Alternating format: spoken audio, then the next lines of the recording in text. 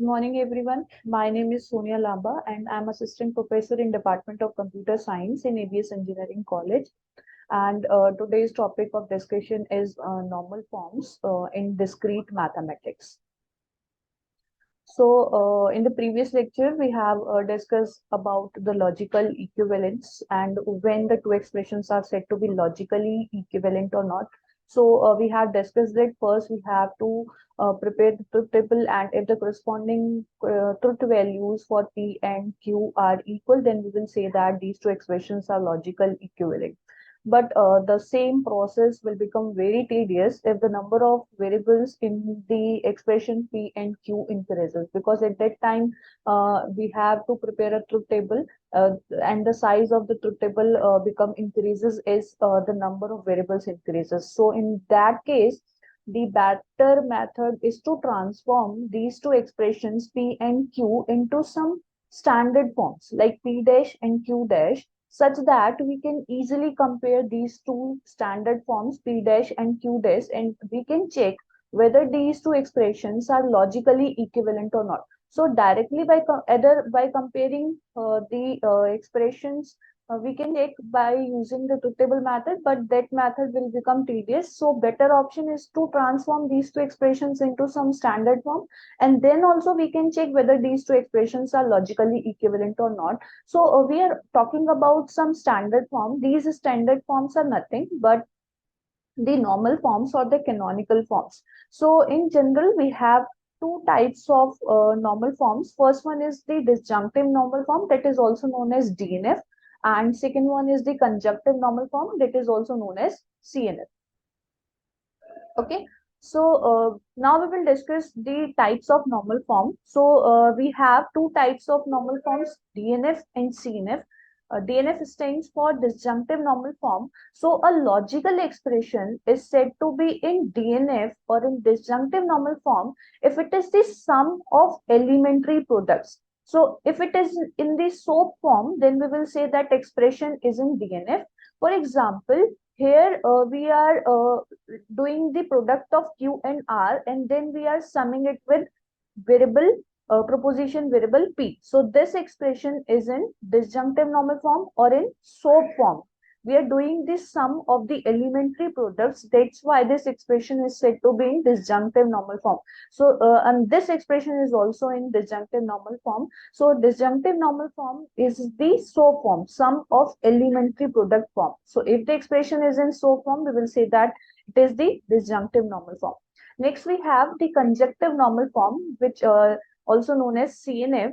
So a logical expression is said to be in conjunctive normal form if it is in the product of elementary sums. If it is in the POS form, POS stands for product of elementary sums form, then the expression is said to be in conjunctive normal form, CNF form. For example, here we are doing the sum of Q and R, then we are doing the product of this sum with proposition variable P. So here we are first we are summing up these two expressions, and then we are doing the product between these two expressions. So here this expression is said to be in conjunctive normal form because we are doing the product of the elementary sums. So this expression is said to be in conjunctive normal form.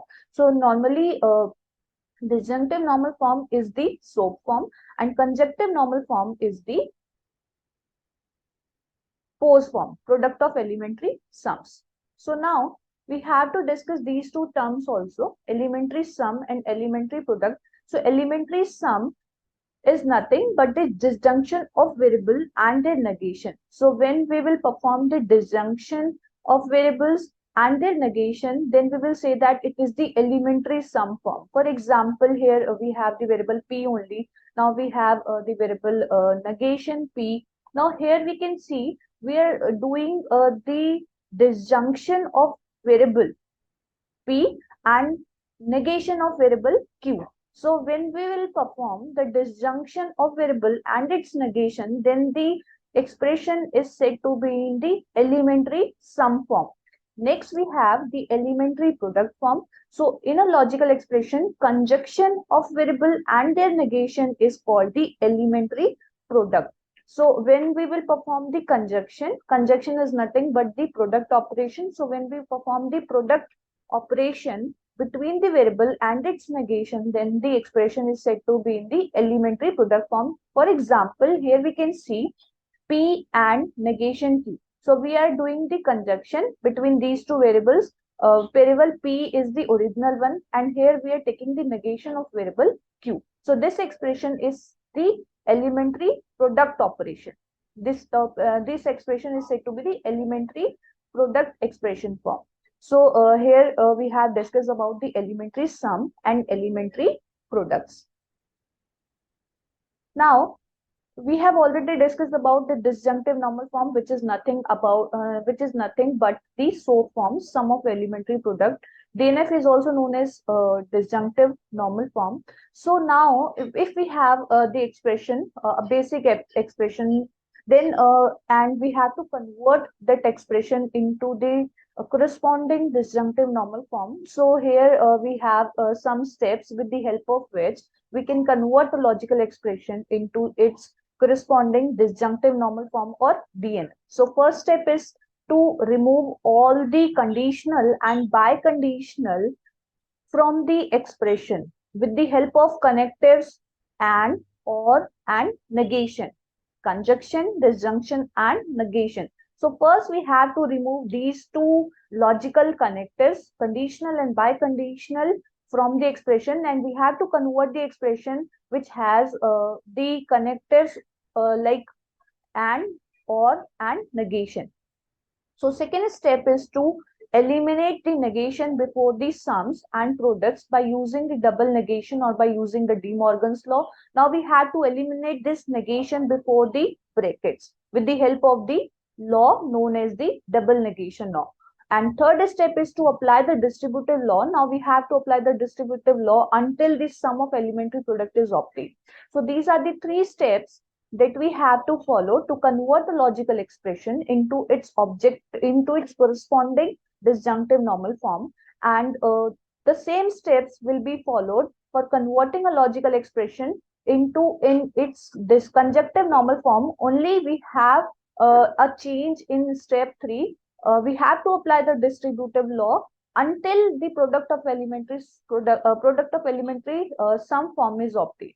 So all the two steps are same. We have a little change in the step 3 for converting an expression into its corresponding conjunctive normal form. And kindly note this important point, like disjunctive normal form of a given logical expression is not unique.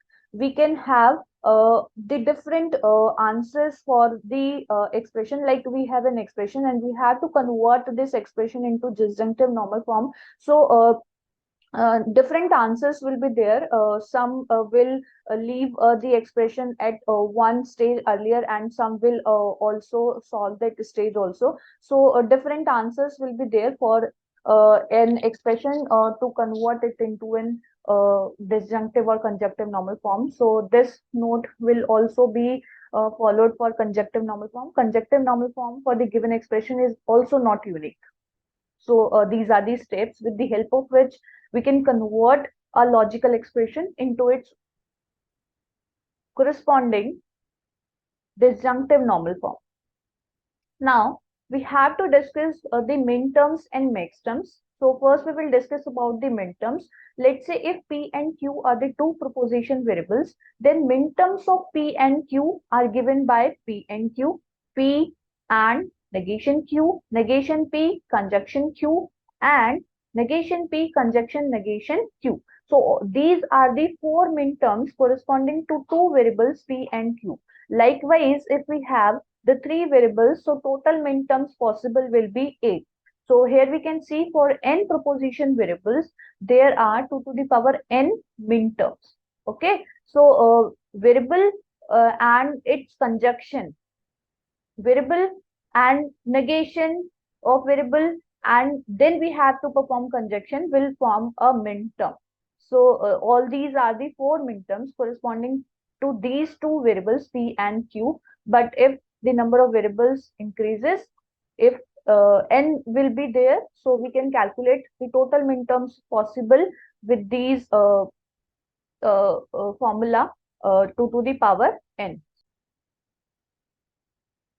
Minterms should not contain both terms and its negation. Keep this point in mind. And no two minterms are equivalent. Always the two minterms are a different one. So if n proposition variables will be there, total minterms possible are 2 to the power n. Now we have to discuss the maxterms also. Like if p and q are the two proposition variables we have, then maxterms corresponding to P and Q will be given by P disjunction Q, P disjunction negation Q, negation P disjunction Q, and negation P disjunction negation Q. So these are the four maxterms possible corresponding to two proposition variables P and Q. Similarly, if n proposition variables will be there, total maxterms possible are 2 to the power n.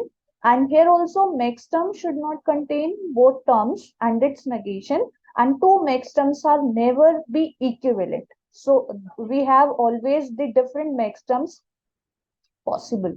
So n proposition variables, total maxterms or minterms possible will be 2 to the power n.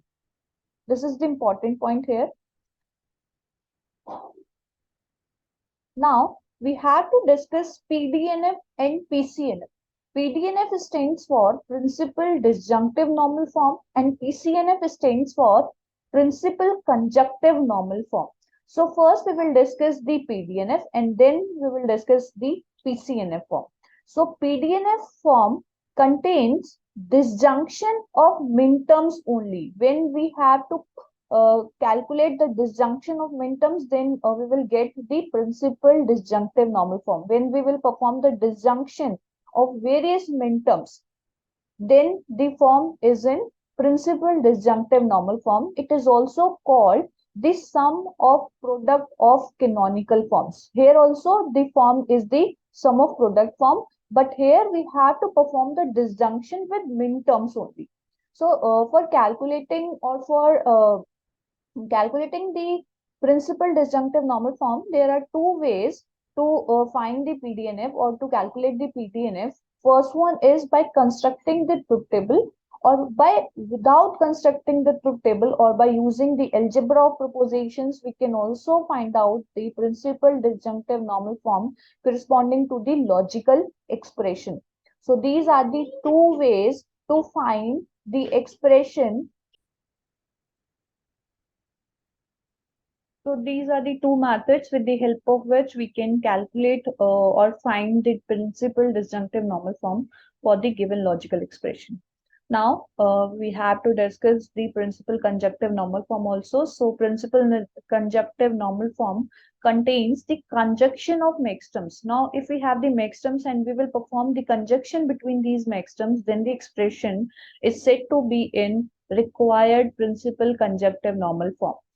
Principal conjunctive normal form, also called the product of sum of canonical forms. Okay, like it is also said to be the pose of canonical forms. Here also we have the two ways of finding the PCNF, principal conjunctive normal form, and they are, first one is the truth table method. By constructing the truth table, we can find the corresponding principal conjunctive normal form, and without the truth table method also we can find the corresponding principal conjunctive normal form for the given expression. Or by using the algebra of proposition, we can calculate the principal conjunctive normal form. So we have discussed about the normal forms today. We have also discussed about the elementary sum and elementary products, DNF and CNF, maxterms and minterms, and principal disjunctive normal form and principal conjunctive normal form. For sure, in the coming lectures, we will perform or we will solve some questions, or we will convert the expression into its corresponding DNF, CNF, into its corresponding principal disjunctive normal form and principal conjunctive normal form. So that's all for today. Okay, these are the references.